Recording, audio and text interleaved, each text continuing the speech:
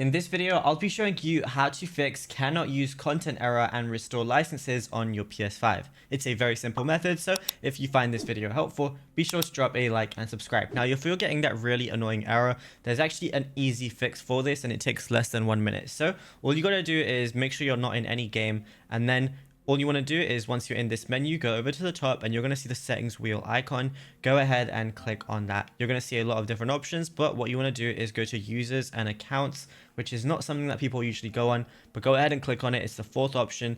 Then just go to other, which is one of the last options available. So when you're on console sharing and offline play, go ahead and click on it. Now, if it says enable, go ahead and enable it. And if it says, disable, that means it's already on. So you don't have to do anything in this section, but this has to be on. Then the next thing you want to do is press out of that and then just go to restore licenses, which is also still in other.